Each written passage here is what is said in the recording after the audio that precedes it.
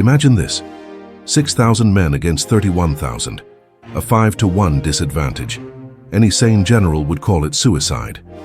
But on August 14, 1385, on a plateau called São Jorge, near a small town named Aljubarrota, the impossible happened.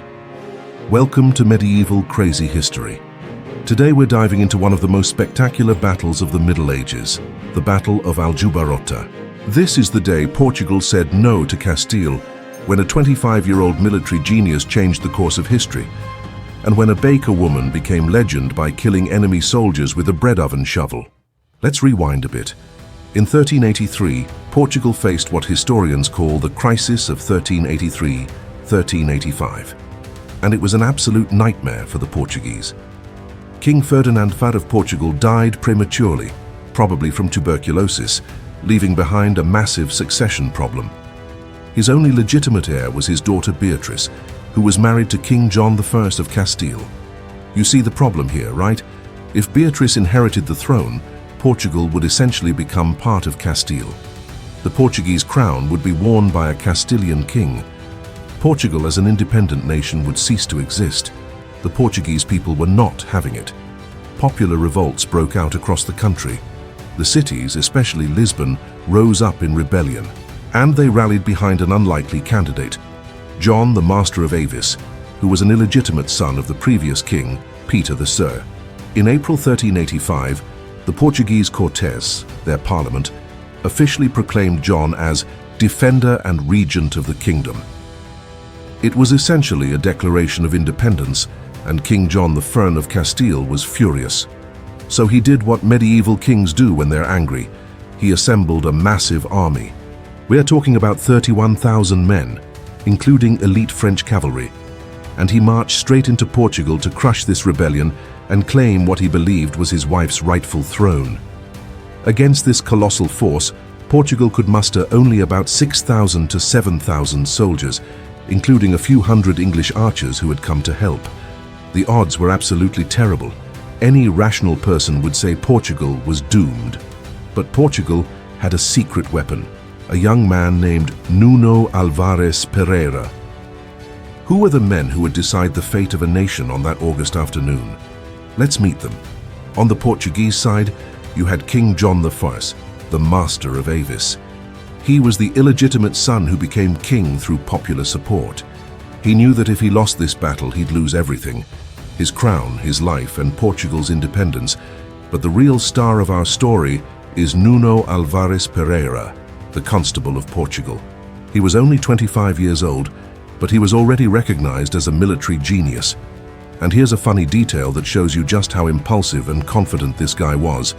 Before the battle, he got so impatient with all the council meetings and discussions that he literally abandoned the camp at Abrantes with his 2,000 men, ready to face the 31,000 Castilians by himself. Yeah, his advisors had to chase him down and convince him to wait for the rest of the army. The man had guts, we'll give him that. The Portuguese army consisted of 6,000 to 7,000 men total. Most were infantry, some cavalry, and crucially, a few hundred English longbow archers who would prove absolutely vital. On the Castilian side, you had King John I of Castile, confident and backed by France. His army was enormous, 31,000 men, including a vanguard of elite French cavalry considered among the best in Europe. They had been tearing through Portuguese defenses for months. Victory seemed inevitable. The numbers were crushing, a 5-to-1 advantage for Castile. In medieval warfare, those odds usually meant certain defeat for the smaller army. But Nuno Álvares Pereira had something better than numbers. He had a brilliant tactical mind, and he was about to prove that in medieval warfare, brains could beat brawn. How do you defeat an army 5 times larger than yours, with intelligence, preparation, and holes in the ground? Nuno Álvares Pereira chose his battlefield with surgical precision.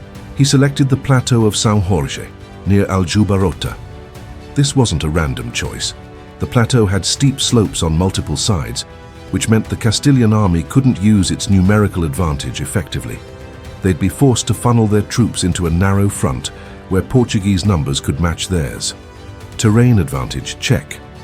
But Nuno wasn't done. He organized his troops in a revolutionary square formation that was reminiscent of the ancient Roman legions. Infantry formed the solid center, a wall of spears and shields. Archers and crossbowmen were positioned at the front to rain death on approaching enemies. Cavalry protected the flanks, ready to strike at any breakthrough attempts. This wasn't the typical medieval cavalry charge strategy. This was defensive, disciplined, and brutally effective. But here's where Nuno's genius really shines. He ordered his men to construct defensive fortifications, wooden palisades, essentially walls of sharpened stakes, to break cavalry charges. And the piece of resistance? Wolf pits. These were concealed holes in the ground, disguised with branches and grass, designed to trap and cripple charging cavalry horses. Imagine you're a French knight in full armor, charging at full speed on your warhorse, and suddenly the ground beneath you just disappears. You and your horse tumble into a pit, and you're completely helpless, stuck in heavy armor at the bottom of a hole. These traps were absolutely devastating, and the arrogant Castilian commanders had no idea they existed. Everything was prepared. The stage was set. Now all they had to do was wait for the Castilians to walk into the trap. Late afternoon, August 14th, 1385. The Castilian army approached the Portuguese position. They saw a small force on a plateau, and they must have been licking their chops. This would be easy. This would be a massacre. They were right about the massacre part. They just got the victim wrong. The battle began with the French vanguard, the elite cavalry charging forward with all the arrogance of knights who'd never tasted defeat. They galloped up the slope toward the Portuguese lines, expecting the enemy to break and run like they always did. Instead, they hit the palisades. Horses crashed into wooden stakes. Knights who made it past the first obstacle found the ground suddenly giving way beneath them as they fell into the wolf pits. Men and horses tumbled, screaming into the concealed holes. The charge broke apart in chaos. Those who made it through the obstacles faced an even worse fate. They were forced to dismount in front of the enemy, the absolute worst position for a medieval knight, on foot in heavy armor, facing disciplined infantry and a rain of arrows. That's a death sentence. The Portuguese infantry held firm. The English archers poured arrows into the confused mass of Castilian soldiers. The square formation didn't break. The Castilians threw more men forward. More died. The plateau became a killing ground. Bodies piled up on the slopes. Blood soaked into the Portuguese soil. And then came the turning point. In the midst of the chaos, the royal banner of the King of Castile was brought down inside the Portuguese square. When soldiers see their king's banner fall, panic sets in. Is he dead? Have we lost? The Castilian army broke. What had been an organized attack became a desperate, terrified rout. Thousands of soldiers fled down the slopes, chased by Portuguese cavalry who cut them down without mercy. The butcher's bill was horrific. The Portuguese lost approximately 1,000 men, a heavy price but sustainable. The Castilians, about 4,000 dead on the battlefield itself, another 5,000 taken prisoner. And here's the really brutal part. Another 5,000 were killed in the days following the battle by local populations as they tried to flee through Portuguese territory. Total casualties, approximately 14,000 men. Nearly half the Castilian army was destroyed. King John V of Castile fled in panic, riding nearly 50 kilometers in a single night to reach the relative safety of Santarém. The man who had come to conquer Portugal barely escaped with his life. And here's a dark detail that shows just how ruthless medieval warfare could be. During the battle, King John V of Portugal ordered the execution of captured French knights to prevent them from regrouping and attacking from the rear. Medieval pragmatism was brutal. The Battle of Aljubarrota lasted only about 2 to 3 hours, from late afternoon until darkness fell. In those few hours, the fate of Portugal was decided. But some of the most incredible stories were just beginning. What if I told you that one of the greatest heroes of this story killed enemies with a bread-making shovel? Let me introduce you to Brites de Almeida, the baker of Aljubarrota, whose legend is so badass that she's still celebrated in Portugal today. Brites was about 40 years old at the time of the battle, and historical descriptions say she was tall, strong, and, let's be honest, contemporary sources describe her as ugly. Medieval chronicles were not politically correct. Here's the key detail. Brites did not fight in the actual battle. The Battle of Aljubarrota took place about 11 kilometers from the town itself. She wasn't on that plateau with Nuno Álvares and the army. But after the Portuguese victory, when the Castilian army broke and fled in panic, scattered soldiers ran in every direction, desperate to escape. Some of them made it to the town of Aljubarrota. According to legend, Brites went to check on her bread oven and found 7 Castilian soldiers hiding inside, probably hoping to lay low until they could sneak away. Bad choice. Brites grabbed her baker's shovel, a large wooden paddle used to move bread in and out of ovens, and proceeded to kill all 7 soldiers with it. Just imagine that scene, a 40-year-old baker woman, furious that enemy soldiers are hiding in her oven, beating them to death one by one with a bread paddle. But she didn't stop there. According to the legend, Brites then organized a group of women from the town into an improvised militia to hunt down more fleeing soldiers. The women of Aljubarrota apparently decided they were done hiding and started fighting back. Now here's an incredible detail about the shovel. During the 60 years of Spanish rule over Portugal, from 1580 to 1640, the famous shovel was hidden inside the walls of the town hall. The Spanish authorities searched for it, but never found it. And when Portugal regained independence in 1640, the shovel was brought back out. That shovel is still on display in Aljubarrota today. You can go see the legendary weapon that a baker used to defend her town. Now, is this story true? Is it exaggerated? Probably somewhere in between. Medieval legends often have kernels of truth wrapped in layers of embellishment. Did Brites kill 7 men with a shovel? Maybe. Maybe it was fewer. Maybe it was more. But what the legend really tells us is that the entire Portuguese population was involved in this fight for independence. It wasn't just soldiers on a battlefield. It was bakers and farmers and townspeople, all refusing to accept Castilian rule. And honestly, the story is so good that I choose to believe Brites was exactly as badass as the legend says. What happens when a tiny kingdom defeats the giant next door? Everything changes. The Battle of Aljubarrota had consequences that echoed through centuries of history. Let's break them down. First, and most importantly, Portugal's independence was secured. This victory proved that Portugal could and would defend itself. John V was confirmed as the legitimate king of Portugal, founding the Avis dynasty that would rule Portugal through its golden age. This dynasty would produce Henry the Navigator, who would launch Portugal into the age of exploration. The Portuguese Empire, the discoveries, the global trade networks, all of it traces back to this battle. If Portugal had lost at Aljubarrota, there would be no Portuguese maritime empire. The entire history of the world would be different. Second, the Anglo-Portuguese alliance. Shortly after the battle in 1386, Portugal and England signed the Treaty of Windsor. This alliance is the oldest diplomatic alliance in the world still in effect today. The English archers who fought at Aljubarrota cemented a friendship that has lasted over 600 years.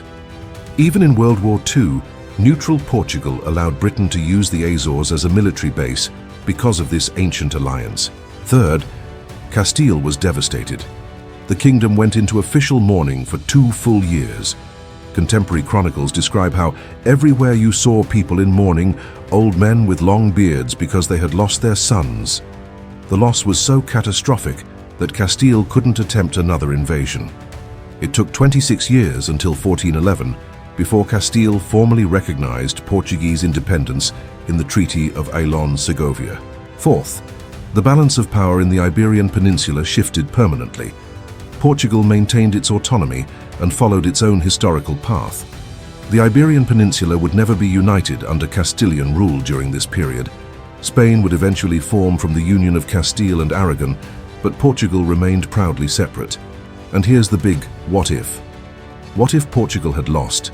There would be no Brazil speaking Portuguese, no Portuguese colonies in Africa and Asia, no Vasco da Gama sailing to India, no age of discoveries as we know it. The cultural and linguistic landscape of the entire world would be fundamentally different. One battle, one afternoon, 600 years of consequences. Let's separate historical fact from popular myth and share some final fascinating details about Aljubarrota. True.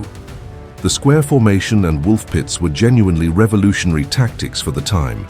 Nuno Álvares Pereira basically adapted Roman legion tactics to medieval warfare, creating a defensive formation that could withstand cavalry charges. This battle is still studied in military academies as an example of how to win when outnumbered. True, the battle lasted only about 2 to 3 hours from late afternoon until nightfall. Medieval battles were often shorter than people imagine. It wasn't hours of sustained combat. It was brutal, intense fighting followed by pursuit and slaughter of the fleeing enemy. True, discipline and strategy defeated numerical superiority. The Portuguese soldiers held their formation, trusted their commander's plan, and executed it perfectly. The Castilians had every advantage except leadership and tactics, and those proved decisive. Probably true. Nuno Álvares Pereira really was that impulsive and brilliant. The story about him abandoning camp to fight alone appears in multiple contemporary sources. The man was either crazy or incredibly confident. Probably both.